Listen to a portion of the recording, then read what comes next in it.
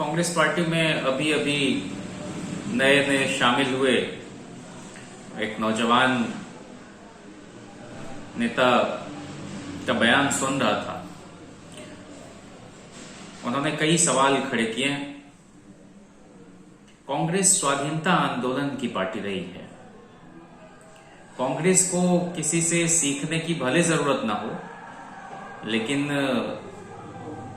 नए नवेले नौजवान को निश्चित रूप से कांग्रेस पार्टी की तहजीब और उसकी रिवायत को सीखने की आवश्यकता है।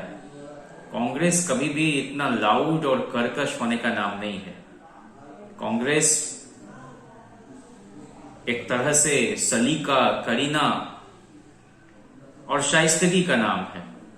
कांग्रेस कभी भी आत्मश्लाघा और गर्भोन्मत्तता में डूब जाने का नाम नहीं है। कि इसलिए जिस भी दल में आते हैं आप, एक कूलिंग ऑफ पीरियड होता है। आप उसकी तहजीब को, उसकी संस्कृति को अपनाते हैं, उसको आत्मसात करते हैं।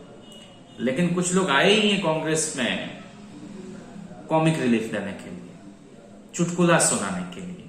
तो ये आर्टिकल 19(1) को एक्सरसाइज करने का सबको हक है, वही कन्हैया भी कर रहे हैं। ये तो बोलने की मशीन ही है ना, कि चुप रह ही नहीं सकते और सुनना इनको आता नहीं। तो ये गांधी नेहरू की परंपरा में नाटकीयता के तत्व नहीं हुआ करते, हल्की बातों की कोई जगह नहीं हुआ करती। छिछली और ओछी बातों को आक्रामक मुद्रा में, भाव भंगिमा में, देह भाषा में परोसने का कोई मतलब नहीं होता है। और हिस्ट्री परफॉर्म करने की चीज नहीं है, वो डेंस फैक्चुअलिटी की मांग करती है, पूरे परिप्रेक्ष्य में बात रखे जाने की अपेक्षा रखती है। लेकिन ये तो सुविधाजनक ढंग से इतिहास की प्रस्तुति करते हैं। अब उन्होंने 2-3 गंभीर प्रश्न खड़े किए। एक तो ये कि पृष्ठभूमि की बात की है। राजनीति में जो लोग हैं, उनके परिवार के लोग हों, इसको एक तरह से बुरे चीज के रूप में पेश किया गया। ये किस पर सवाल खड़ा कर रहा है? ये नेहरू जी को कटघरे में खड़ा कर रहे हैं, जो इस देश के बड़े नेता रहे। किन पर तंज कर रहे हैं? 1959 में नेहरू जी के जीवित रहते हुए, उनके निधन से 5 साल पहले इंदिरा जी, जो इस देश की बड़ी नेता रही हैं, वो कांग्रेस पार्टी की राष्ट्रीय अध्यक्ष हो गई थी। तो आप किन पर व्यंग्य कर रहे हैं? इस तरह की बातें करके कौन सा नैरेटिव आप पेश कर रहे हैं? तो इसलिए फिर वो कह रहे हैं कि एकाध सिंधिया इधर उधर चले जाएं। जरा कांग्रेस पार्टी की हिस्ट्री को भी आप उठाकर देख लें। हेमवती नंदन बहुगुणा बड़े नेता थे, कांग्रेस पार्टी के, उत्तर प्रदेश के मुख्यमंत्री रहे। उनके बेटे विजय बहुगुणा कांग्रेस में रहते हुए उत्तराखंड के मुख्यमंत्री हुए और आज बीजेपी के आंगन में झूल रहे हैं। रीता बहुगुणा जोशी जी, हेमवती नंदन बहुगुणा जी की सुपुत्री, कांग्रेस पार्टी की उत्तर प्रदेश में सदर रही हैं।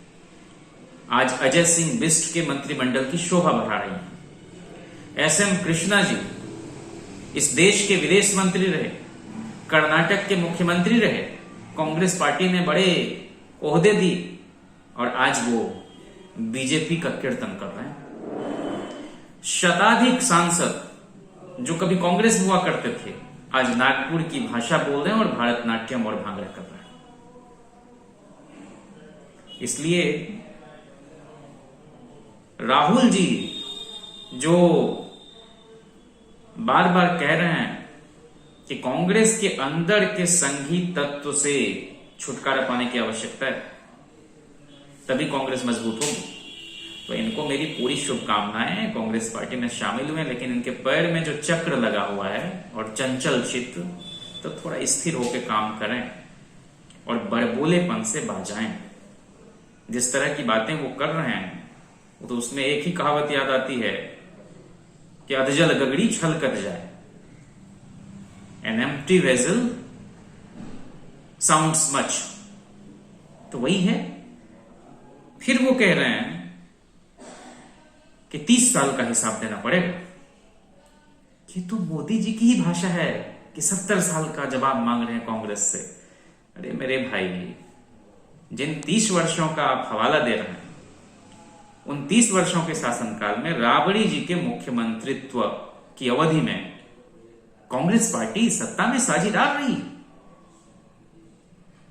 महागठबंधन के वक्त जिसके शिल्पकार लालू प्रसाद जी, हमारे माननीय राष्ट्रीय अध्यक्ष, उस महागठबंधन की सरकार में भी कांग्रेस पार्टी हिस्सेदार रही। तो ये किनसे आप सवाल जवाब कर रहे हैं? दूसरी बात,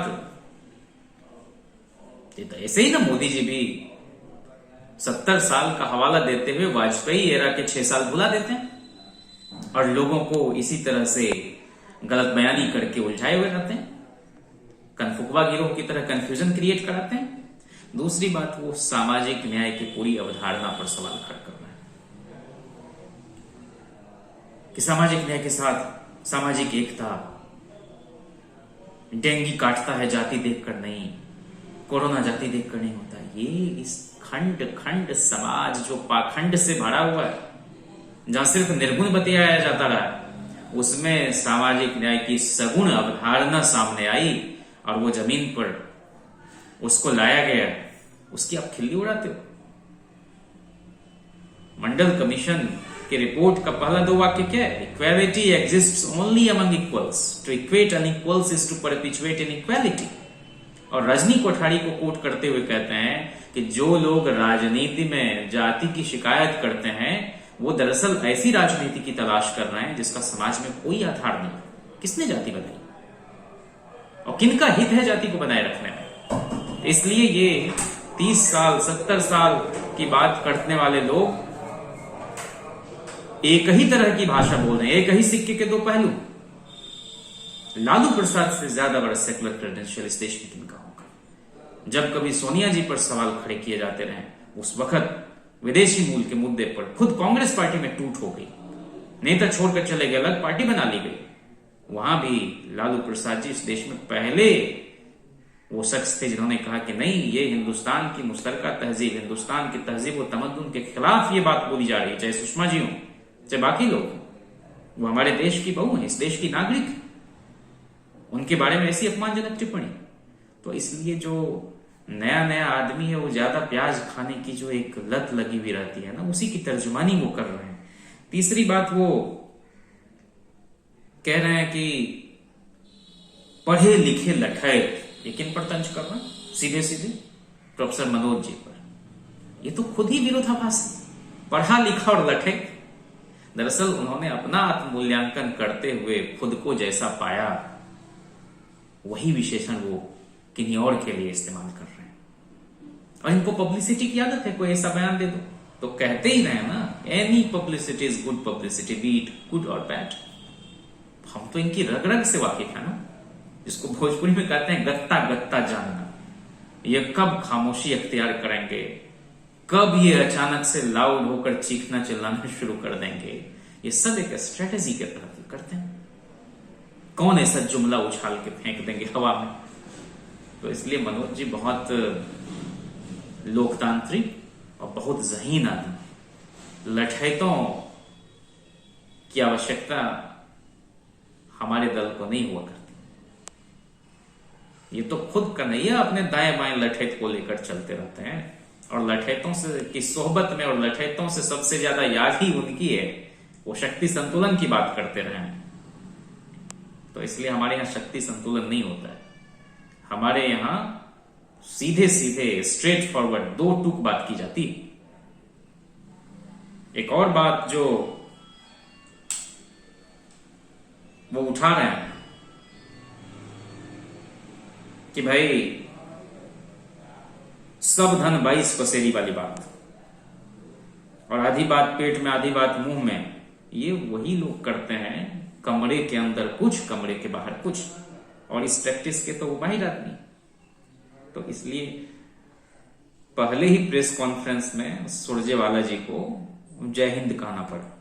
तो ये लगातार पार्टी के लिए एम्बेरसिंग सिचुएशन क्रिएट करते रहते हैं, हमें बहुत ज्यादा कुछ नहीं कहना है, हमको सिर्फ इतना कहना है कि मनोज जी दंगाई जहनियत के आदमी को छोड़कर सबके साथ बहुत ही आत्मीय रिश्ता कायम करने वाले व्यक्ति रहे हैं, और उन लोगों के भी इंसान बनने की वो दुआ करते हैं। और ज्ञान का गुरूर उनमें नहीं है, और गुरूर अगर हो, अभिमान हो, तो फिर विद्वान कैसा।